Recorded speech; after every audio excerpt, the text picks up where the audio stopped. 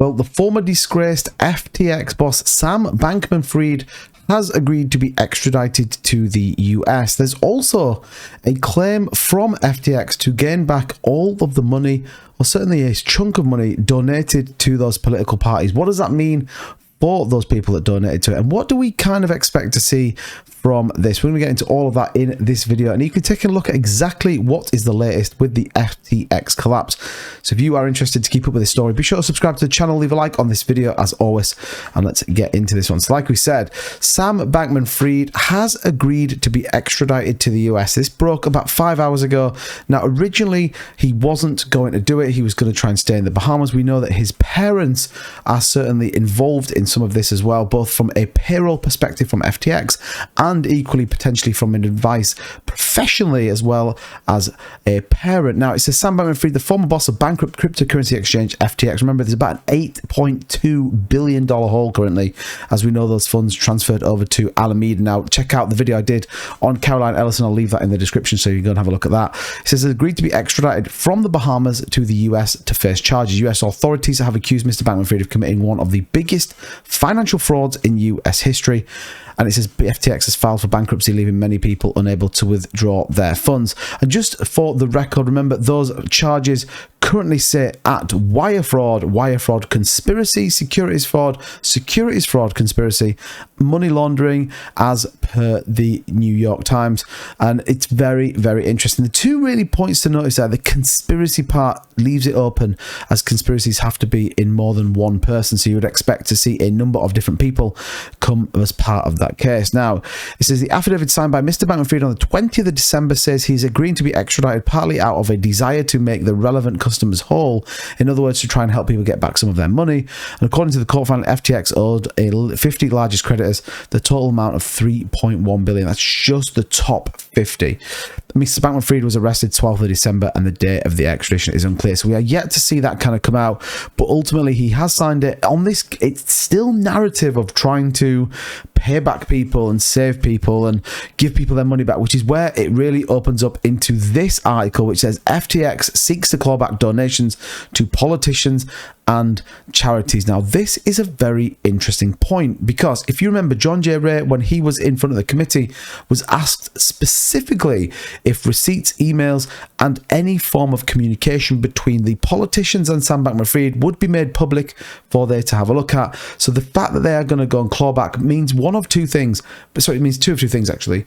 A, they know exactly where that money went. B, there's a track record on a record of where that money went as well. And I think that's very interesting. So all this house of cards built on open books and all this nonsense, and there's, it was a paperless organization. They must know where some of this has gone in order to claim this back. And this opens another question in terms of the politicians and exactly what they got to benefit from it. We already know that FTX and Sam Bankman-Fried specifically was in talks with Gary Gensler. He was working on an exchange that had the backing of the SEC, but then ultimately allowed the SEC to go and regulate that exchange. Very, very interesting. It says FTX, the collapsed currency exchange founded by Sam Bankman-Fried, started trying to claw back payments made by its former management to politicians, celebrities, and charities, and it continues to progress through bankruptcy proceedings in the US. Now, again, that's very, very important to reference, as in politicians, celebrities, and charities, they're going to have to show exactly where that money went. And if, in the case of Kevin O'Leary, he was paid $50 million, if that was in Bitcoin, which a lot of people speculate, where did that Bitcoin come? Did he even pay taxes on it? And it opens up a can of worms for some of these people. Now, we know a lot of celebrities, a lot of very big YouTubers are involved in this, and I think this vein is going to run very, very deep. It says FTX intends to commence action before the bankruptcy account to require the return of such payments, with interest accruing from the date any action is commenced. The company said, sharing an email address, ftxrepair@ftx.us, that recipients could use it voluntarily to return money. Tell me there's not something dodgy in there, that that there's a specific account that's set up that people only use. Recipients are cautioned that making a payment or donation to a third party, including a charity, in the amount of any payment received from an FTX contributor does not prevent the FTX debtors from seeking recovery from the recipient or subsequent transferee, FTX added in a statement. Now, it's super interesting that if you took money from FTX, they are coming for you. The creditors, the debtors, and the politicians, they are coming for their money, and I think it's going to be very, very, very interesting in terms of how this kind of goes along. It says here, as well as political causes, Bankman-Fried donated large sums to charities, endowing the FTX Foundation and FTX Future Fund to promote his interests. The FTX Foundation had given away $140 million. The organisation reported in October, which was $90 million had gone to the Future Fund. In criminal charges filed in the state of New York, the Department of Justice has alleged that the donations were a result of criminal money laundering, since the money was effectively taken from customer accounts.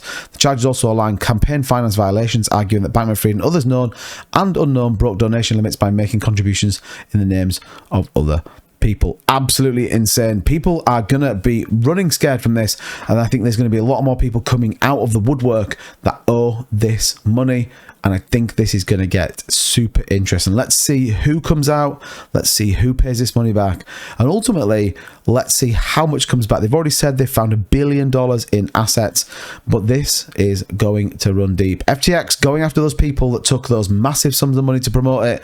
This one is definitely not over. Let me know in the comments down below, who do you think is going to be the biggest shock? Who do you think promoted FTX that they are going to get off? Dead interested to know what you say, but let me know what you think in the comments down below. Like as ever, please subscribe to the channel, stay up to date with everything going on with this. Leave a like if you found this informative, and I will see you guys in the next video.